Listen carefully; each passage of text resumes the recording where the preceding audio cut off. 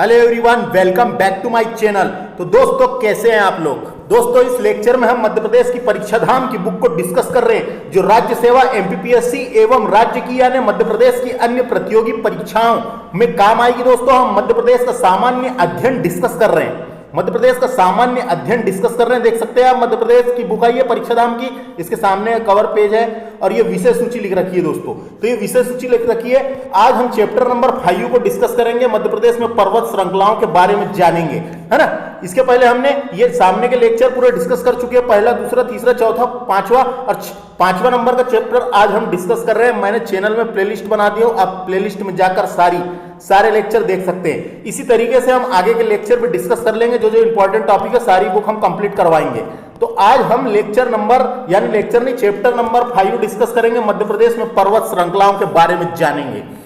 तो आइए शुरू करेंगे, ज्यादा देरी ना करते हुए। यह लेक्चर मेरे द्वारा डिस्कस किया जा रहा है। My name is Vikram Khandelkar. तो आइए शुरू करते हैं। देखिए दोस्तों, मध्य प्रदेश में पर्वत श्रृंखलाएं कौन कौन सी पर्वत है देख लेते हैं। ये मैप देख सकते हैं आप पर्वत श्रृंखलाओं का, है ना। तो सबसे पहले हम देखो विंध्याचल पर्वत डिस्कस करेंगे। विंध्याचल पर्वत ऐसा गया है, देखो मध्य प्रदेश में ये ऐसा गया है विंध्याचल पर्वत। यहाँ पे ये सतपुड़ा पर्वत श्रेणी है दोस्तों, इधर साइड में, है ना, दक्षिण में सतपुड़ा पर्वत श्रृंखला है। और इसके अलावा इधर साइड में जो मध्य प्रदेश के पश्चिम में, यहाँ पर अरावली पर्वतमाला है दोस्तों, अरावली पर्वतमाला है। तो पूरी पर्वतमाला हम डिस्कस करने वाले हैं। ये मैप देख सकते हैं आप, है ना। तो देखिए, सबसे पहले बात करेंगे हम विंध्याचल पर्वत श्रेणी की। विंध्याचल पर्वत श्रेणी को 3 भागों में बांटा गया है दोस्तों। एक तो है विंध्याचल, जो मध्य भाग है उसको भांडेर श्रेणी के रूप में जाना जाता है, और जो पूर्वी भाग है उसको कैमूर श्रेणी के रूप में जाना जाता है ना। तो विंध्याचल पर्वत श्रेणी बहुत इंपॉर्टेंट पर्वत श्रेणी है मध्य प्रदेश की। इसको देखते हैं। देखिए, विंध्याचल पर्वत श्रेणी जो है ये मध्य प्रदेश की सबसे प्राचीन पर्वतमाला है। डायरेक्ट क्वेश्चन आता है, मध्य प्रदेश की सबसे प्राचीन पर्वतमाला कौन सी है? तो मध्य प्रदेश की पूछेगा तो आपको विंध्याचल लगाना है ना। मध्य प्रदेश की सबसे प्राचीन पर्वतमाला है। इसकी सबसे ऊंची चोटी कौन सी है? इसकी सबसे ऊंची चोटी है सद्भावना की चोटी। सद्भावना की चोटी को ही गुडविल की चोटी के नाम से जाना जाता है। गुडविल की चोटी के नाम से जाना जाता है, जिसकी ऊंचाई 752 मीटर है, जो दमोह जिले के अंतर्गत आती है। दमोह जिले में है ना, दमोह जिले में है। तो देखिए, सबसे पहले हम डिस्कस करते हैं।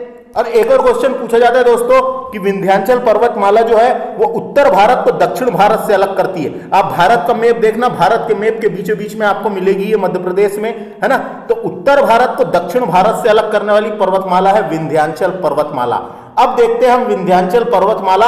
ये एक अवशिष्ट पर्वत का उदाहरण है दोस्तों, याद रखना है। कैसा पर्वत है ये? एक अवशिष्ट पर्वत का उदाहरण है। अब देखते हैं हम विंध्याचल पर्वतमाला में, सबसे पहले हम विंध्याचल को देखते हैं। तो यह पश्चिमी भाग है, विंध्याचल पर्वतमाला का पश्चिमी भाग है। इसके अंतर्गत मांडू आता है। मांडू धार जिले में है, आप जानते हैं ना। मांडू इसके अंतर्गत आता है। असरफी की पहाड़ी इसके अंतर्गत आती है। असरफी की पहाड़ी धार जिले में है। तो असरफी की पहाड़ी जो है विंध्याचल पर्वत का ही हिस्सा है। और इंदौर में ही वांचू पॉइंट है दोस्तों, वांचू पॉइंट। ये वांचू पॉइंट भी किसका हिस्सा है? विंध्याचल का हिस्सा है। डायरेक्ट क्वेश्चन आता है। वांचू पॉइंट से ही चंबल नदी का उद्गम स्थल है। जो जानापाव की पहाड़ी के ऊपर वांचू पॉइंट है, यहीं से चंबल नदी का उद्गम स्थल है। इसके अलावा काकरी बर्डी की पहाड़ी जो इंदौर में है, ये भी विंध्याचल पर्वत का ही भाग है। काकरी बर्डी की पहाड़ी से क्षिप्रा नदी निकलती है, आप जानते हैं ना। और सलकनपुर व भीमबेटका इसके अंतर्गत आते हैं। सलकनपुर की पहाड़ी जो धार जिले में है, वो भी इसके अंतर्गत आती है, विंध्याचल पर्वत के अंतर्गत। उसके अलावा भीमबेटका, जो भीमबेटका की गुफाएं हम पढ़ेंगे, वो भी विंध्याचल पर्वत के अंतर्गत ही आती है। तो ये इसको एक बार पढ़ लेना है बस। विंध्याचल, है ना, यह पश्चिमी भाग है। इसके अंतर्गत मांडू, असरफी पहाड़ी, वांचू पॉइंट, काकरी बर्डी की पहाड़ी, सलकनपुर व भीमबेटका आते हैं विंध्याचल के अंतर्गत। अब बात करेंगे हम इसके मध्य भाग की, जिसका नाम है भांडेर श्रेणी। यह विंध्याचल का मध्य भाग है। इस श्रेणी के अंतर्गत सद्भावना की चोटी आती है। इस श्रेणी के अंतर्गत सद्भावना की चोटी आती है। सद्भावना की चोटी को ही गुडविल की चोटी के नाम से जाना जाता है, इंग्लिश नाम है, जिसकी ऊंचाई 752 मीटर है, दमोह जिले में स्थित है। क्वेश्चन कभी आ सकता है ना। विंध्याचल पर्वत की सबसे ऊंची चोटी कौन सी है? सद्भावना की चोटी है, जो दमोह जिले में स्थित है। कहां स्थित है? दमोह जिले में स्थित है, याद रखना है। अब बात करते हैं कैमूर की, कैमूर श्रेणी की। यह विंध्याचल का पूर्वी भाग है। यह विंध्याचल का पूर्वी भाग है। इसके अंतर्गत त्रिकुटा पर्वत जो मैहर में है, शारदा माता का प्रसिद्ध मंदिर जो ये त्रिकुटा पर्वत के ऊपर है ये दोस्तों, मैहर आता है सतना जिले में। गिद्धराज पर्वत ये सतना में है दोस्तों, कभी ऐसी क्वेश्चन जाते हैं गिद्धराज पर्वत कहां पर है, सतना में, इसके अंतर्गत आते हैं। और केन नदी का उद्गम स्थल जो है वो भी कैमूर की पहाड़ी से ही हुआ है। केन नदी का उद्गम स्थल कैमूर की पहाड़ी, कैमूर की श्रेणी के से ही हुआ है। और कैमूर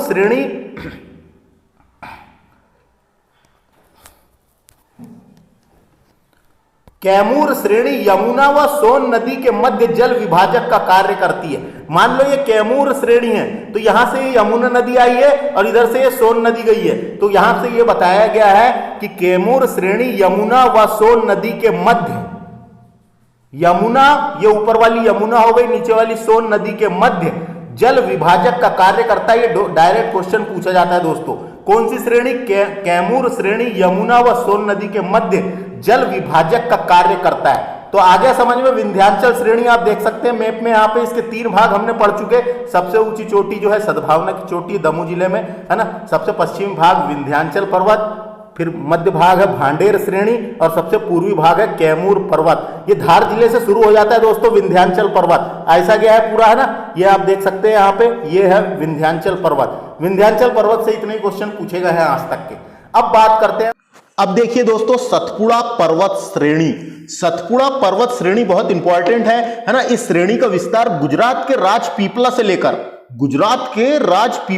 लेकर मध्य प्रदेश में महादेव पहाड़ी तक और महादेव पहाड़ी से आगे मैकाल श्रेणी के रूप में छोटा नागपुर के पठार झारखंड तक विस्तृत है दोस्तों, है ना। यह अवशिष्ट पर्वत का उदाहरण है। ये जो सतपुड़ा पर्वतमाला ये भी अवशिष्ट पर्वत का उदाहरण है। और सतपुड़ा पर्वतमाला को भी 3 भागों में बांटा गया है ना। सतपुड़ा पर्वत के 3 भाग है, एक तो है राजपीपला, दूसरा महादेव और तीसरा मैकाल की पहाड़ी या मैकाल श्रेणी। इसके भी 3 भाग है, तो इन तीनों को हम एक एक करके देखेंगे। तो देखिए सबसे पहले दोस्तों क्या है सतपुड़ा पर्वत की, आपको मैंने डेफिनेशन बता दिया है ना। सतपुड़ा पर्वत गुजरात के राजपीपला से प्रारंभ होकर मैकाल श्रेणी द्वारा छोटा नागपुर के पठार झारखंड तक विस्तृत है। यह पश्चिम से पूर्व की ओर विस्तृत है। सतपुड़ा पर्वतमाला गोंडवाना शैल समूह धारवाड़ शैल समूह से बना है दोस्तों। सतपुड़ा पर्वतमाला गोंडवाना शैल समूह धारवाड़ शैल समूह से बना है। इसी के मध्य में एक पहाड़ी जिसको महादेव की पहाड़ी कहते हैं। इसी पर मध्य प्रदेश की सबसे ऊंची चोटी धूपगढ़ 1350 मीटर स्थित है, जो महादेव पर्वत पर स्थित है दोस्तों, है ना। सतपुड़ा पर्वतमाला की सबसे ऊंची चोटी धूपगढ़ है और मध्य प्रदेश की भी सबसे ऊंची चोटी धूपगढ़ है। 1350 मीटर उसकी ऊंचाई है, महादेव पर्वत पर स्थित है, पचमढ़ी में है। चोटी का नाम है धूपगढ़। अब यहां हम एक एक करके इनको पढ़ते हैं। देखिए सबसे पहले बात करेंगे राजपीपला की। यह सतपुड़ा का पश्चिमी भाग है जिसका विस्तार गुजरात और मध्य प्रदेश में है, याद रखना है। इसका विस्तार कहां पे? किसका? राजपीपला का गुजरात और मध्य प्रदेश में। मध्य प्रदेश में बुरहानपुर दर्रे तक है दोस्तों। मध्य प्रदेश का एकमात्र दर्रा है बुरहानपुर दर्रा, है ना। मध्य प्रदेश का दर्रे का नाम पूछेगा कभी तो बुरहानपुर दर्रे तक विस्तृत है, मध्य प्रदेश का एकमात्र दर्रा है। इसके अंतर्गत बड़वानी हिल, जो बड़वानी की पहाड़ी है, बड़वानी हिल आता है। आसीरगढ़ की पहाड़ी भी राजपीपला के अंतर्गत है। वह ग्वालगढ़ की पहाड़ी भी इसके अंतर्गत आते हैं, ग्वालगढ़ हिल। तो इसके अंतर्गत बड़वानी हिल, आसीरगढ़ हिल, ग्वालगढ़ हिल आते हैं। राजपीपला श्रेणी की सबसे ऊंची चोटी, सर्वोच्च चोटी चूलगिरी है दोस्तों, जिसकी ऊंचाई है 1215 मीटर यानी 1215 मीटर, बड़वानी जिले में स्थित है ना। डायरेक्ट क्वेश्चन आएगा, राजपीपला की सबसे ऊंची चोटी कौन सी?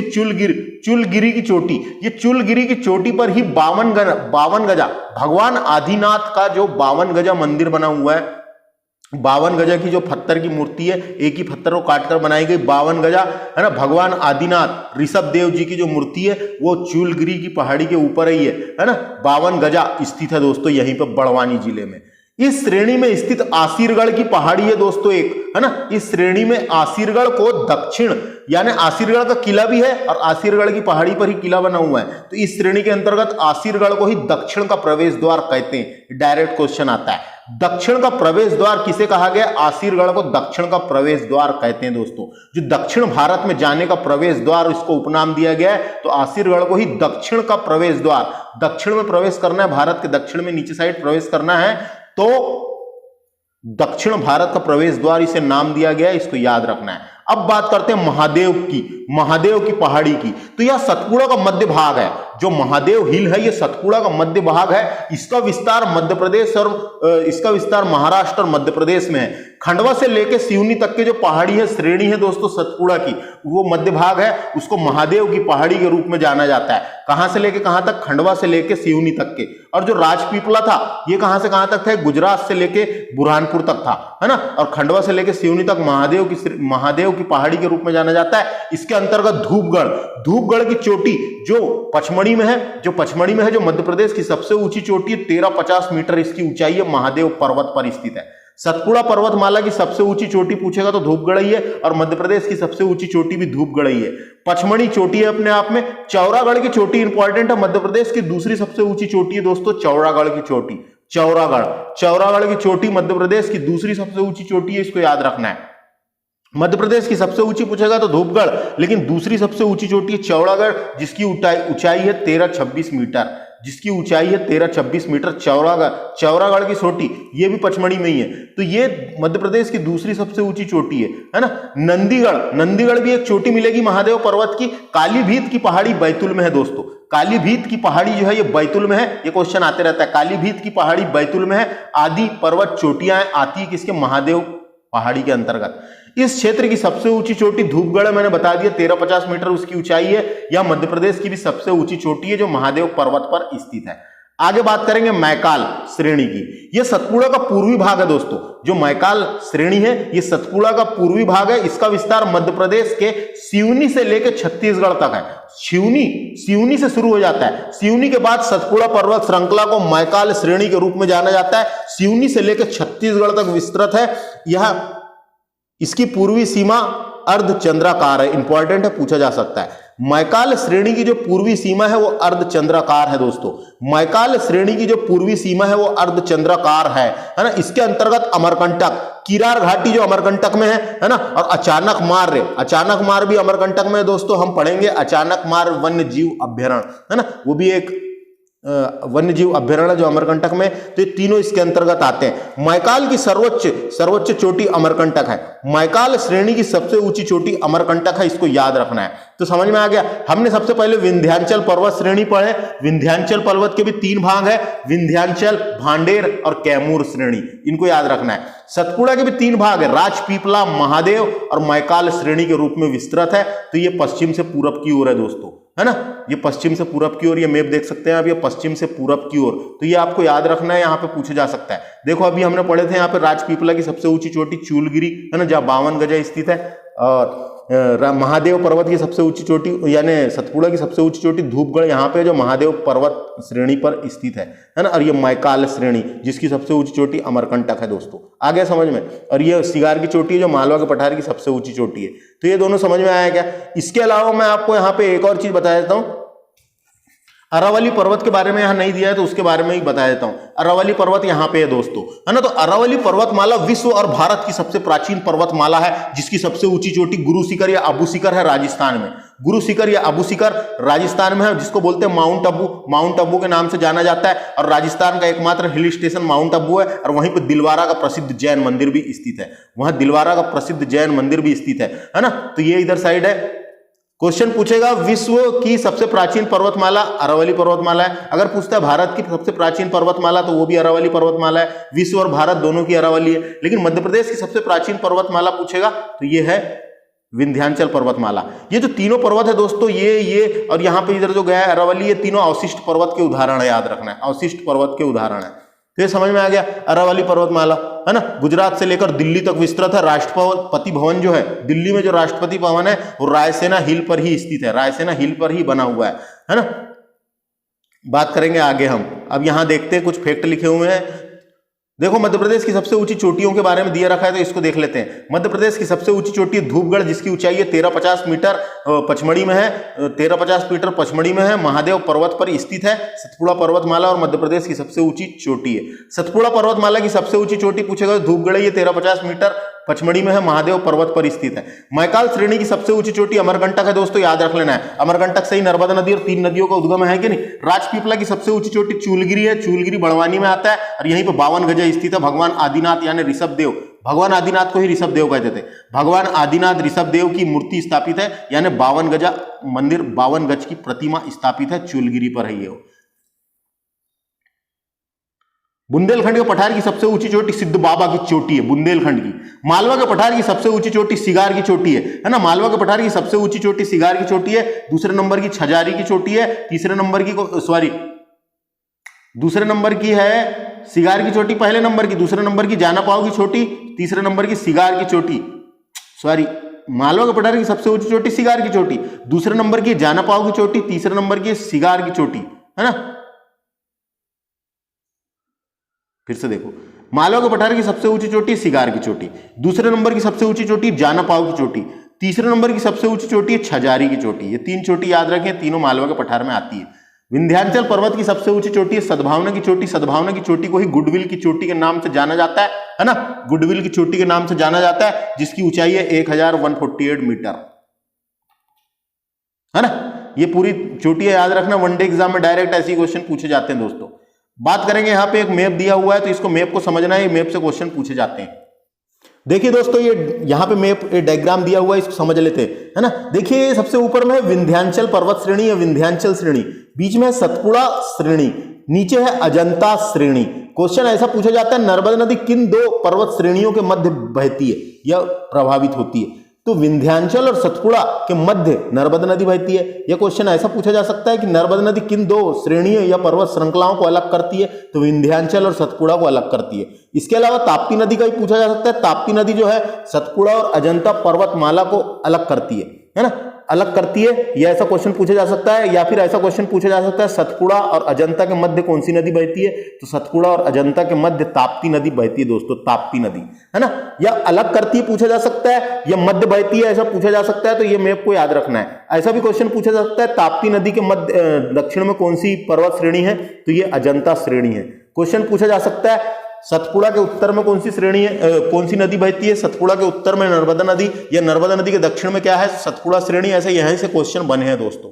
किनको अलग करती है ऐसा पूछा जा सकता है। ये किन दोनों के मध्य बहती है ऐसे क्वेश्चन पूछा जा सकता है। या दक्षिण या उत्तर में कौन है, ऐसे क्वेश्चन पूछे जा सकते हैं दोस्तों, है ना। पूरब से पश्चिम की ओर बहने वाली दोनों नदियां, ताप्ती नदी और नर्मदा नदी। उसके बाद ये एग्जाम प्रीमियर लीग से हम देख लेते हैं कुछ इंपॉर्टेंट फैक्ट जो डायरेक्ट वनडे एग्जामों में पूछे जाते हैं।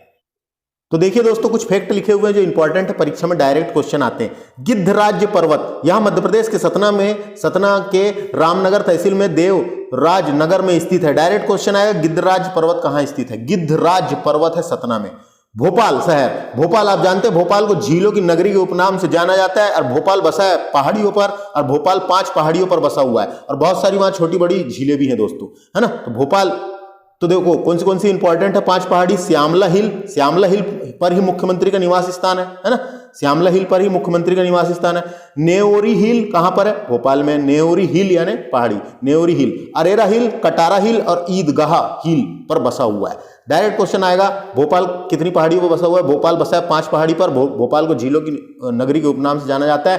पहाड़ियों का नाम है श्यामला हिल, नेओरी हिल, अरेरा हिल, कटारा हिल, ईदगाह हिल। ईदगाह हिल पर बसा हुआ याद रखना है। मालवा के पठार की सबसे ऊंची चोटी है सिगार की चोटी, 881 मीटर, इंदौर जिले में स्थित है ना।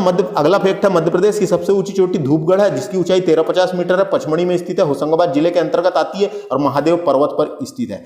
लांजी हिल बालाहाट में दोस्तों, लांजी का किला आपने पढ़े होंगे, है ना। लांजी का किला बालाहाट में, और वहीं पे एक पहाड़ी भी है जिसका नाम है लांजी हिल। लांजी तहसील भी है बालाहाट जिले की, और वहां पर पहाड़ी का नाम भी लांजी हिल। कहां पर है, बालाहाट में। लम्हेटा घाट या लमेटा हिल कहां पर है, जबलपुर में। लम्हेटा घाट भी है वहां पर एक नर्मदा नदी का, और यानी एक हिल भी है, पहाड़ी का नाम है लमेटा, है ना, लमेटा हिल। और उसके बाद देखिए अगला गोपांचल पर्वत। गोपांचल पर्वत ग्वालियर में है दोस्तों। गोपांचल पर्वत ग्वालियर में है, और यहीं पर ग्वालियर का किला बना हुआ है। यहीं पर ग्वालियर पर ही गोपांचल पर्वत है, यानी ग्वालियर का किला बना हुआ है। मैप देख सकते हैं आप। ये पहाड़ के, ये पर्वत के ऊपर ही ग्वालियर का जो किला है ना, जिसे किलों का रत्न कहते हैं, वो बना हुआ है। देखिए अगला, मैकाल रेंज जो है, मैकाल श्रेणी, उसमें ही सर्वाधिक खनिज मिलते हैं। आपने देखा होगा इधर साइड सर्वाधिक खनिज मिलेंगे आपको, कोयला हो गया है ना, कोयला। छत्तीसगढ़ में भी ज्यादा खनिज है। मैकाल ज्यादातर कहाँ पर है? श्रेणी छत्तीसगढ़ में ही है, ज्यादा खनिज निकलते हैं, सर्वाधिक खनिज मिलते हैं। क्वेश्चन आ सकता है कौन सी श्रेणी में? तो मैकाल श्रेणी में। त्रिकुटा पर्वत मैहर में है दोस्तों। त्रिकुटा पर्वत ही प्रसिद्ध शारदा माता का प्रसिद्ध मंदिर है। शारदा माता का जो भव्य मंदिर, प्रसिद्ध मंदिर है, वो त्रिकुटा पर्वत पर है। आप गए होंगे कभी मैहर, तो वहां पे जो पर्वत देखे होंगे, जो पर्वत में अपन चढ़ाई करते हैं दर्शन करने के लिए, जो ऊपर मंदिर बना हुआ है वो त्रिकुटा पर्वत पर ही बना हुआ है। मैहर में शारदा माता का प्रसिद्ध मंदिर है। भारत के राष्ट्रगान में ही मध्य प्रदेश के विंध्याचल पर्वत का नाम आता है दोस्तों। भारत का राष्ट्रगान हमने गाए होंगे, आपने गाए होंगे ना, कई बार गाए हैं। तो उसमें कौन से पर्वत का? मध्य प्रदेश के विंध्याचल पर्वत का नाम आता है। याद रखना है, क्वेश्चन पूछा जा सकता है। भारत के राष्ट्रगान में विंध्याचल पर्वत का नाम आता है।